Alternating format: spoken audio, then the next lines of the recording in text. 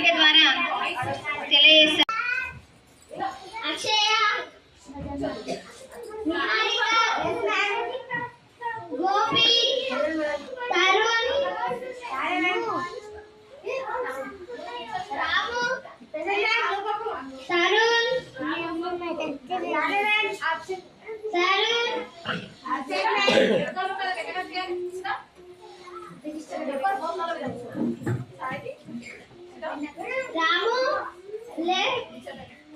తరుణ్ ఎందుకు చాలా రోజులుగా రావడం లేదు స్కూల్ కి? తరుణ్ వాళ్ళ నాన్న 20 గొర్రెలు తెచ్చారు టీచర్. తరుణ్ వాళ్ళ నాన్న ఇద్దరు కలిసి మేకల కాడికి పొలంకి పోయారు టీచర్. తరుణ్ వాళ్ళ నాన్న 20 గొర్రెలు తెచ్చారు టీచర్.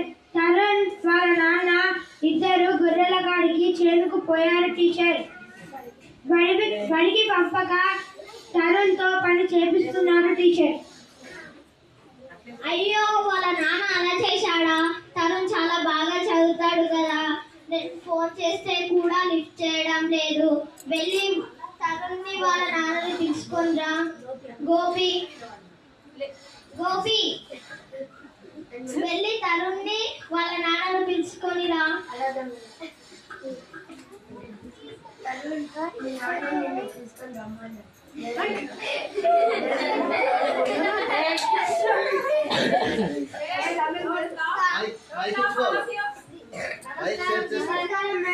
నమస్కారం చంద్రయ్య. నమస్కారం తరుణ్.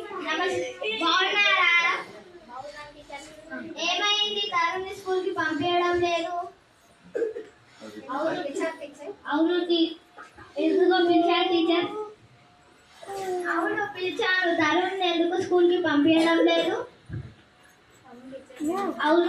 అవును టీచర్, పెళ్లి చేసి అప్పుడు చేశాను టీచర్.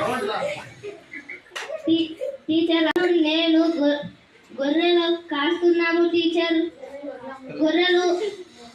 గొర్రెలు అమ్మి అప్పు తీరుస్తాను టీచర్. అయ్యో చంద్రయ్య, నువ్వు ఇప్పటి గురించి ఆలోచించావు, వాడి భవిష్యత్ గురించి ఆలోచించలే. వాడు రేపు కలెక్టర్ అయ్యి ఇలాంటి అప్పులు తీరుస్తాడు.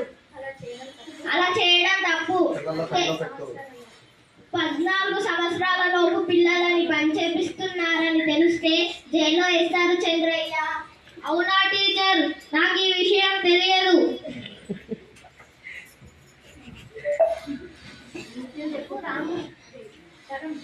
కానీ మా నాన్న ఇలా చేశాడు.